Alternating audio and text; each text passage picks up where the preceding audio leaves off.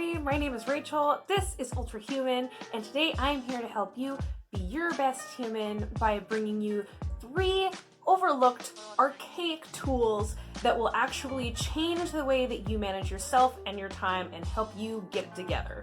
So I'm gonna go in order of things that are the most expensive and elaborate to things that are the most simple and archaic. And that will start us off with the wristwatch. This is my little Casio wristwatch. I went all out. It was $20 at Walmart. I love this watch so much. It's got a stopwatch on it. It's got the date and the time, and I just don't know what else you could ask for. Oh, you can set in the watch. Back in June, I went 30 days with no social media, and I found that the only thing I was actually checking my phone for was the time. And when I would check the time, I was still getting notifications for like text messages and calendar notifications and things like that. I probably shouldn't be ignoring my calendar notifications, but in any case, I found that it was still distracting. I could still pull open an internet browser and things like that. And so just opening up my phone was kind of a Pandora's box thing to get into. And so I decided only like a couple weeks in that I really needed a wristwatch. And I bought this guy, and ever since, it has changed my life. It has changed my family's life. My fiance and my 10-year-old son now both have wristwatch, and it's really cool to see for like a homeschool family, since we have kind of a more shifting schedule. It's not always regular. He doesn't have to be at school and at home at a certain time, but we do have things on our calendar, obviously, that are like recurring events. And to watch him at 10 years old be able to like form his own relationship with time and time management has been really neat. And so I definitely advocate everybody, you can get a wristwatch for as cheap as $10 at Walmart or something like that, or you can go all out and you can invest in Rolex.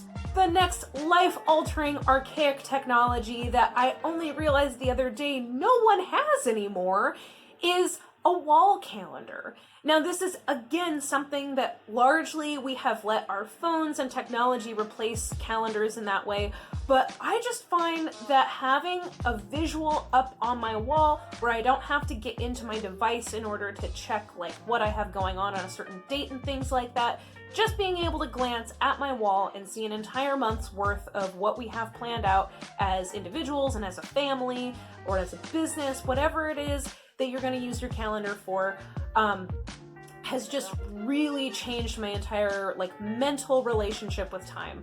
Our brains are really not set up to hold a lot of information, like concrete information, all at the same time. And so being able to get things down into lists and into calendars and things like that is just the most efficient way to use our human intelligence.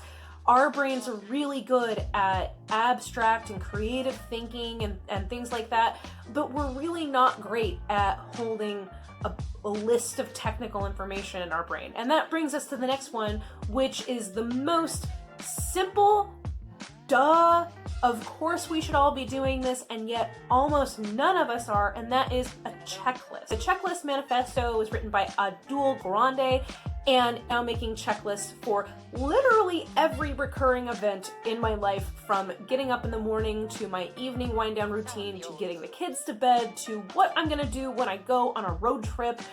And I plan on following these checklists for just about everything. So Gawande is a surgeon, and what he was finding is that by implementing checklists in different surgical rooms all around the world, that they were seeing somewhere around a 46% decrease in fatalities. And we're already talking about a very small number, like maybe 3% of these operations were resulting in complications or fatalities. And we're just not designed to hold something like that in our minds. It's one thing if it's something that's become a routine, but even in routine, we miss things. And when they're important things that hinge on, you know, for example, a surgery, but even just getting out the door with your kids in the morning, when you forget to pack somebody's extra jacket or a hat, it can really kind of throw a monkey wrench in your entire day.